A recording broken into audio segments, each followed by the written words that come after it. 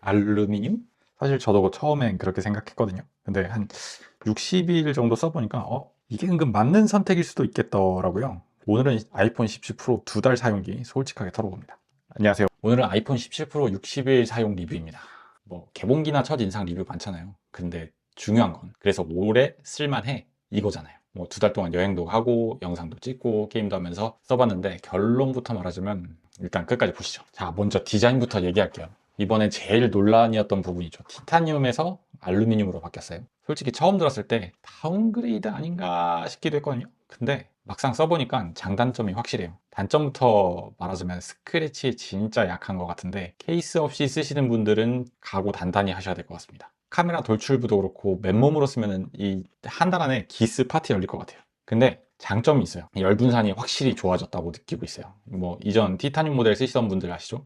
그 여름에 밖에서 쓰다 보면 이 기기는 온도가 높아 시켜야 합니다. 뭐 이런 그 에러 문구 같은 거 막 떴잖아요. 근데 17 프로는 직사광선 아래 오래 두지 않는 이상 과열 메시지는 아직까지 본 적이 없어요. 여름까지 써봐야 될 것 같긴 한데 아직까진 그런 건 없는 것 같아요. 그리고 저는 일단 보시다시피 실버를 샀는데 좀 이게 좀 신의 한 수였다 생각이 들고 있습니다. 뭐 스크래치가 생겨도 잘 보이지가 않아요. 뭐 색상이 블루, 오렌지, 실버 세 가지잖아요. 근데 블루나 오렌지 사신 분들은 제가 보기엔 그냥 케이스 웬만하면 사시는 걸 추천드립니다. 그리고 오렌지 약간 영포티 밈의 희생양제잖아요. 그래서 이걸 선택한 이유도 약간이나마 저는 있습니다. 다음은 A19 프로 칩 성능이에요. 뭐 애플 칩이 빠르다는 건 뭐 다 아는 얘기잖아요. 근데 이번에 좀 체감이 됐던 게 4K 영상 편집하고 내보내기 할 때 라이트룸에서 로우 파일 처리할 때 16%보다 약간 많이 빠른 것 같아요. 이게 진짜 체감이 될 정도로 로우 파일 처리할 때 한 1.3배는 빠른 것 같은데 그런 느낌이 나고,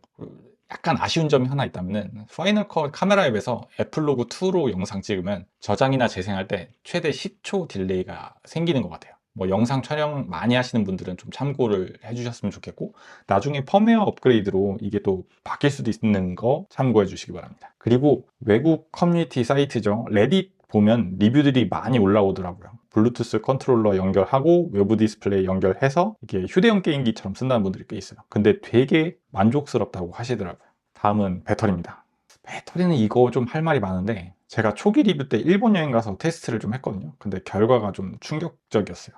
뭐 오후 5시쯤 되니까 방전이 되어버리고 활성 시간 4시간 26분 이렇게 뜨더라고요. 그래서 이거 배터리 좀 개선됐다고 했는데 배터리가 개선이 안 된 것 같은 느낌이 좀 들었었어요. 근데 60일이 지난 지금은 완전 다른 폰이 된 거죠. 이게 찾아보니까 iOS는 뭐 인덱싱 구간이 있더라고요. 초반에 뭐 데이터도 인덱싱 필요하고 하니까 계속 프로세서가 돌아가는 거야. 그래서 인덱싱이 돌아가고 그 이후로 좀 사용을 해보니까 활성 화면 시간 48시간, 대기 시간 812시간까지 찍히더라고요. 근데 이게 같은 폰이 맞아 싶기도 했는데 맞더라고요. 일반적인 사무 환경에서는 하루 끝나고 보면 20에서 30% 정도 남아있어요. 거의 충전을 안 하는 것 같아요. 뭐 물론 여행 가거나 영상 많이 찍는 날은 보조 배터리는 필수이긴 한데, 근데 그건 뭐 어떤 폰이든 마찬가지죠.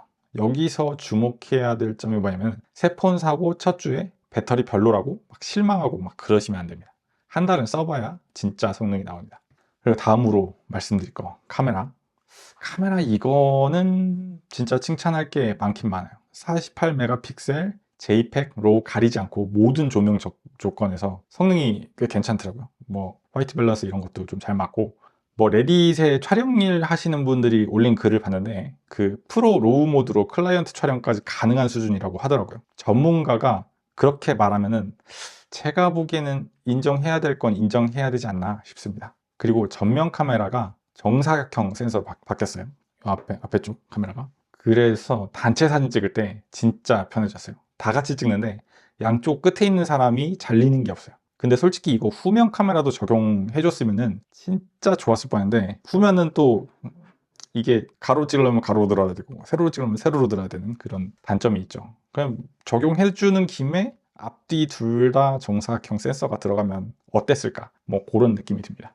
그리고 카메라 컨트롤 버튼 요거 얘기 좀 할게요. 이 카메라 컨트롤 버튼은 제가 원래 아이폰 13 미니를 썼었거든요. 근데 이번에 카메라 컨트롤 버튼을 처음 써보는 건데 이거 카메라 켤 땐 대박이에요. 이 카메라 이게 바로 전 설정을 좀 해놔서 그런데 2번 클릭하면 보통 켜지거든요. 바로 카메라가 켜져요. 이렇게 하면. 이게 진짜 유용한 게 저는 브이로그 같은 걸 많이 찍거든요. 순간순간 영상을 담으려면은 카메라를 되게 빨리 켜야 된단 말이죠. 근데 버튼 하나만 딸깍 누르면 카메라가 바로 실행되니까 이게 진짜 좋은 것 같아요. 순간 포착할 때 이만한 게 없어요. 그 바로 이전 설정으로 켜질 수 있도록 내가 마지막에 촬영했던 모드가 영상이면 영상, 사진이면 사진 이렇게 뜨도록 제가 설정을 해놨더니 진짜 이건 좀 편한 것 같아요. 근데 카메라 컨트롤 스와이프 제스처 있잖아요. 이렇게 해서 이거는 너무 오작동이 많아서 처음에 줌으로 썼었는데 줌도 의도치 않게 카메라 컨트롤 버튼 누르다가 줌이 확대가 된다거나 아니면 줌 아웃이 된다거나 뭐 그런 게 있어가지고 저는 비활성화 해놓고 쓰고 있습니다. 이거는 거의 다가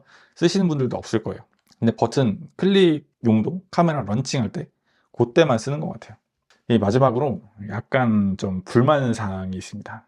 첫 번째로 애플 인텔리전스 AI 기능인데 이게 안드로이드 폰 쓰시는 분들한테는 자랑하기엔 아직 많이 좀 부족한 것 같아요. 갤럭시나 픽셀 같은 거에 비하면 솔직히 한참 뒤처져 있어요.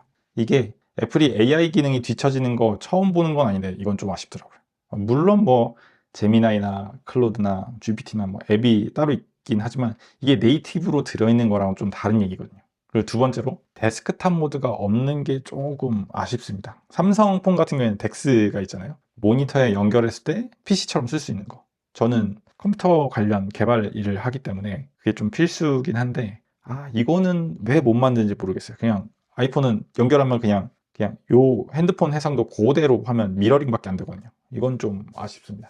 그리고 세 번째 단점은 아까 말한 스크래치 문제? 이게 또 케이스 없이 쓰기가 약간 강심장이 필요합니다. 이게 카메라가 범프가 나와 있다 보니까 케이스 없이 쓰면 아무래도 이렇게 놓으면은 여기가 떠버려요. 그래서 약간 좀 겁난다고 해야 되나? 근데 어차피 저는 아이폰 같은 거, 폰 같은 거는 되게 깨끗하게 쓰기 때문에 카메라 보호도 할 겸 해서 케이스 파일 케이스를 항상 끼고 쓰는데 스크래치가 전에 쓰던 아이폰 13 이런 것보다 좀 스크래치에 더 취약한 느낌이랄까? 근데 아직 저는 깨끗하게 쓰고 있습니다. 자, 이제 결론 내려볼게요. 아이폰 17 프로 하드웨어, 소프트웨어 모두 확실한 업그레이드예요. 성능, 카메라, 배터리, 심지어 스피커까지 전반적으로 좋아졌는데 스피커는 솔직히 말하면 16 프로가 훨씬 낫다. 근데 솔직히 15 프로나 16 프로 쓰시는 분들은 굳이 바꾸실 필요 없을 것 같고 반면에 2년 이상 된 기기를 쓰시는 분들 뭐 저는 13 미니를 썼으니까 더 체감이 큰데 13이나 14 그 라인업 때 쓰시는 분들은 약간 만족스러운 업그레이드가 될 것 같지 않나 싶습니다. 아무튼 오늘 이야기 여기까지고요. 오늘 영상이 도움되셨다면 구독, 좋아요 부탁드리고 궁금한 점 있으면 댓글로 남겨주시기 바랍니다. 다음 영상에서 뵙겠습니다. 빠잉.